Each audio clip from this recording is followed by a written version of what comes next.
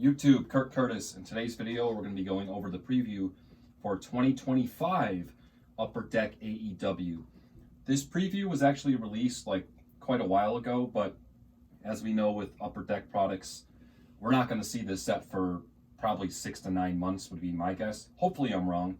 But so there was no rush to do this preview. I was kind of just saving it for a little time period where I didn't really have any other videos planned, so we're going to go over it today. It's kind of crazy that this is going to be the 5th AEW flagship set. Kind of went by pretty quick. But yeah, let's go through this. Similar to past years, the base set has 100 cards. The first 60 are standard wrestler cards. They're followed by 10 first UD cards for some big names like Okada and Mercedes Moné, who have recently joined the promotion. They may have had previous cards in time-specific E-Pack releases, but these are their first AEW flagship cards. And rounding out the checklist are tag team and trios cards, which are going to be cards numbers 71 to 90, and crew cards numbers 91 to 100. So this is interesting. Let's go over this. They're going to be doing a first UD card for wrestlers now. So I guess this is Upper Deck's version of a rookie card, but it's not necessarily going to be like a rookie because it's the first flagship card. Because like Mercedes was in Black Diamond, but in the flagship set, she's going to get the first UD stamp, according to this. It's not a rookie card. Is this going to mean anything? I'm not sure. It might. My guess would be probably not. At least it's something that they're kind of trying to do to have some kind of rookie stamp or like first stamp on a card. But, you know, 5 years from now, are these cards going to be valuable because of that? I don't know. We'll have to wait and see. But it is interesting that they are doing that, considering that in the past they have not done any kind of rookie cards at all. So that is definitely going to be new for this set and should be interesting to see how they do that. I'm curious to see how many wrestlers are actually going to have that. We'll know that once we get a checklist. The parallels, pretty similar to previous sets. We got Gold, 1 out of 2 packs. Pyro, 1 out of 4 packs. Diamond Plate, 1 out of 4 packs. Those are Blaster exclusives. Outburst, 1 out of 12 packs. Clear Cut. Dynamite out of 249. Exclusives out of 100. Pink Pyro out of 79. Those are Blaster exclusives. Gold Pyro out of 35. Outburst Red out of 25. You have the example of the Okada card in Outburst Red. High Gloss out of 10, and Outburst Gold 101s. So yeah, pretty standard there. Nothing really too crazy, different than the 24 flagship set. Select base cards also have autographs and memorabilia versions to have their own assortment of parallels. So the way that's worded seems like only some wrestlers are going to have autos and mem cards, but I don't know, because in the past, typically if you had a base card, then you had an auto version of that card for the most part, same with the mem cards. But this here says select base cards have autographs and memorabilia versions. So that should be interesting. And here we have an example of Will Ospreay and Kyle Fletcher with a dual relic. There are also photo variants that are 1 in 432 hobby packs, pretty rare. AEW autographs offer more ink. These are signed on-card Ringmasters autographs, 1 in 3,000 hobby packs, are also on the checklist. So we're going to get on-card autos that are going to be extremely rare. Here we have an example of Will Ospreay. This is cool that we're going to be getting these on-card autos, but we know how rare autos are in general for AEW, so I mean these are just going to be super rare, very hard to get, and depending on what the checklist is for these, you know, like for example Will Ospreay, like that's going to be a really expensive card. This is cool though. This is cool. So I assume this is a separate auto checklist. I don't think that this is just like the regular base card autos. So we should be getting like regular autos, I would assume, and then this is like its own auto checklist. No matter the sport, flagship releases typically have large checklists with several levels of inserts. 2025 Upper Deck AEW is no different.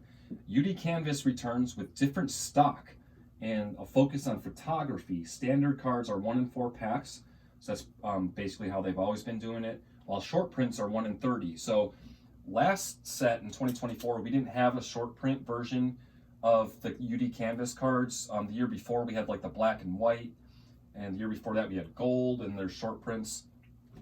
Or at least with parallels. I know sometimes the numbers, there can be like in 2021, like the higher numbers were short printed, but as far as parallels go, different stock, that should be interesting. I'm curious to see how these are going to look and feel. I don't think there was a problem with the UD Canvas stock, but you know, this might be could be a good change up. We'll have to wait and see. A few other insert sets return. Dazzlers blue, 1 out of 5 hobby packs are notable for their bright colors. Green versions are also in hobby packs, while orange are exclusive to retail blasters. So that's the same recipe we've had for the last couple flagship sets. Here we have an example of Nicholas Jackson Dazzler. This one looks quite different than the previous ones. Nice little change up there. UD Portraits, 1 in 4 packs. So these are just other inserts. Total Access, 1 in 7 packs are also back.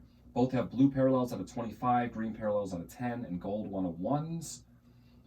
Collectors can go for a deck with double or nothing playing cards, which combine to fall 1 in 3 hobby packs. Gold versions are numbered to 52. So we didn't get the playing cards in 2024, but we did get them in 2023. Last year they did the gaming cards instead. So I'm okay with that. I think the playing cards are cool. A lot of people collect these, and they have the gold versions too, which is a nice chase to go after. Doing these every single year, it could get kind of repetitive, so I'm okay with them skipping a year and then bringing it back. Maybe bring the playing cards in once every couple of years. That's fine with me. The gold version's numbered to 52. I like that. Only 52 people could complete a whole set of the gold versions of the playing cards. The gold playing cards in 2023 in my eBay store usually sell pretty well because lots of people are trying to go for the gold set. The fact that these are going to be numbered to 52 is going to put some urgency on grabbing these because there's only so many out there, and people know exactly how many are out there. So I'm a fan of that, but I don't know. I could see some people not being down for that. But that is cool that they're bringing back the playing cards. I think a lot of people like those. New insert themes include Foundational Outlook, 1 in 5 packs, Neon Monikers, 1 in 7 packs, Here from the Start, 1 in 10 packs, and Backstage Chatter, 1 in 10 packs. Blue out of 25, green out of 10, and gold 1 in 1 parallels are also available. So these are just pretty common inserts, nothing crazy here. Here we have an example of Orange Cassidy and the Neon Monikers, and this blue out of 25. Finish Hit is a new case hit. These are lenticular cards that flip between finishing moves from a pair of wrestlers. So instead of having one wrestler do like a finishing move on the other lenticular cards that they did, this is going to be 2 separate wrestlers. So I'm going to try to post it on the screen, but I'm not sure if I'm going to be able to get both images. If you hold it to one angle, you get Tony Storm, and you flip it the other way, you get Mariah May. So you kind of have like, I don't know, either teammates or like rivals, and they're both like on the card, which is pretty cool. And it says that this is going to be a case hit. Day with the Belt, 1 in 720 packs. They've done these before, but I always just forget about these because they're so rare that they just don't pop up, and I don't know. I don't have any of these cards, and I always forget they even exist until I read something about them. And AEW Retouched, 1 in 1,440 packs, represent some of the rarest cards on the 2025 Upper Deck AEW checklist. And that pretty much does it. Can go over the configuration here. For hobby boxes, cards per pack 12, packs per box 12, boxes per case 12. Blasters, cards per pack 12, packs per box 4. So you're only getting 4 packs in a blaster box, but they're going to have 12 cards each. And then boxes per case 20 for the blasters. Release date subject to change. We all know we're not getting this set anytime soon. We're still waiting on Allure. Allure is supposed to be coming out soon, but there's no checklist last time I checked.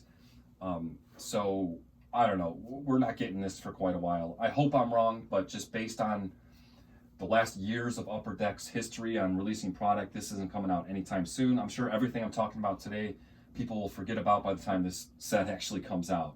What to expect in a hobby box. On autograph, memorabilia, or premium insert, you're going to get 1 per box. Dazzlers, you're going to get 3 per box. Double or Nothing playing cards 4. Canvas cards 4. Dynamite parallels 1. Gold parallels 6. Outburst parallels 1. And Pyro parallels 3. And that's going to do it, guys. That's all we have for the preview. In my opinion, the flagship AEW products have kind of gradually been getting better over the years. So I think this will be good. I think this will be a solid set, especially with the on-card autos thrown in there, bringing back the playing cards, and just little tweaks here and there, adding some new stuff, keeping some classic stuff. I think it'll be fine. The problem is we're just not going to see it for a while. Let me know what you guys think about this in the comments below, and I appreciate you guys watching. As always, in this here house, we watch wrestling. What have I become now that I've betrayed everyone I've ever loved? I've pushed them all away.